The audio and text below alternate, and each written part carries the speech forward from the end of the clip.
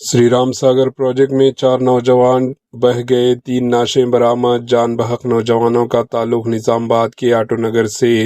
रियासत तेलंगाना के निजामाबाद सिटी से ताल्लुक रखने वाले 5 नौजवानों का एक ग्रुप इतवार की सुबह तफरीह की गरज से श्री राम सागर प्रोजेक्ट के लक्ष्मी कनाल के बैक वाटर इलाका पहुंचा, जहां नहाते वक्त पेश आए अफसोसनाक वाक़ये में 4 नौजवान पानी के गहरे खड्डों में डूब कर लापता हो गए।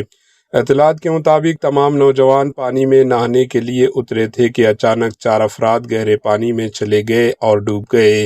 वाक़ये की इत्तला मिलते ही मुकामी गोताखोरों ने रेस्क्यू ऑपरेशन शुरू किया, जिसके दौरान 2 नौजवानों की नाशें निकाल ली गई, जबकि बाकी एक नौजवान की तलाश ताहाल जारी है। जान बहक होने वाले नौजवानों की शिनाख्त निजामाबाद के आटो नगर इलाके से ताल्लुक़ रखने वाले कलीम, नज़हत और अजीम के तौर पर की है, जबकि महाराष्ट्र के हिमायत नगर से ताल्लुक़ रखने वाले नौजवान रिहान की तलाश के लिए रेस्क्यू टीमें बड़े पैमाने पर सर्च ऑपरेशन जारी रखा हुआ है।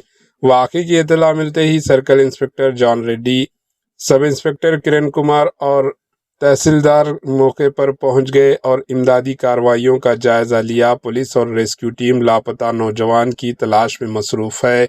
बैक वाटर में पेश आए अफसोसनाक हादसे के मुकाम पर पुलिस कमिश्नर साई चैतन्या पहुंच गए और रेस्क्यू कार्रवाइयों का जायजा लिया।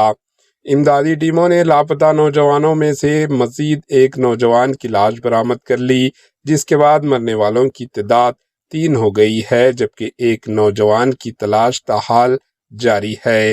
Bureau report, AHN news.